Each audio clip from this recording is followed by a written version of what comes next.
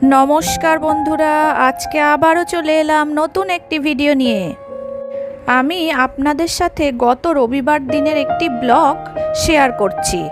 দুপুরের রান্নাবান্না মোটামুটি তো কমপ্লিট হয়ে এসেছে। এখন চলছে রান্নাবান্নার শেষ আইটেম। এই যে আমের চাটনি, খেতে তো দারুণই লাগে। আমটাকে প্রথমে আমি একটু খাবার সোডা দিয়ে সিদ্ধ করে নিয়ে জলটা ফেলে দিলাম, তারপর দিয়ে দিলাম গুড়টা গলে গেলে একটু ঘরের ভাজা মশলা দিয়ে ফুটিয়ে নামিয়ে নিলাম। ব্যাস, চাটনি রেডি। আমার দুপুরের সব রান্নাবান্নাও শেষ। এবার আমরা সবাই মিলে একসাথে খেতে বসবো। তার আগে আমি দুপুরের লাঞ্চ থালিটা রেডি করে নিই। চলুন। রবিবার মানেই তো স্পেশাল, সব কিছু স্পেশাল। সকালের চা থেকে শুরু করে দুপুরের লাঞ্চ, এমনকি রাতের ডিনার পর্যন্ত সব কিছুই থাকে স্পেশালিটি। এই যে দেখুন না, খাবারের প্লেটগুলোর থেকে শুরু করে ভাত পরিবেশন করার থেকে শুরু করে সব কিছুই যেন একটা স্পেশাল ব্যাপার, আর ভালোও লাগে বেশ।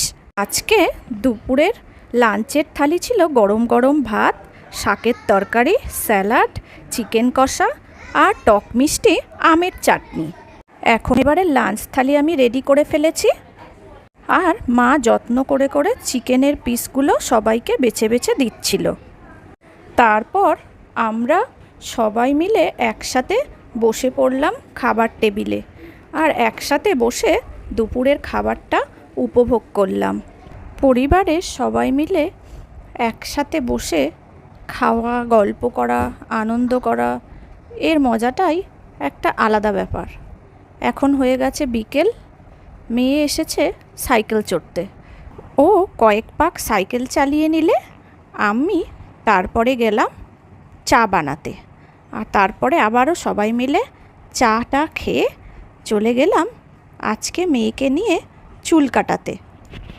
আজকেও পড়েছে প্রচণ্ড গরম, আর এই গরমে ভাবলাম ওর চুলটা একটু কাটিয়ে ছোট ছোট করে দিই।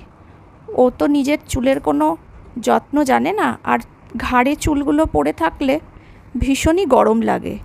আর স্কুল এখন সামার ভ্যাকেশনের জন্য ছুটি, তাই ভাবলাম চুলটা একটু ছোট ছোট করেই কাটিয়ে নেব। এখন বেরিয়ে পড়েছি তিনজনে, রাস্তাতে আছি।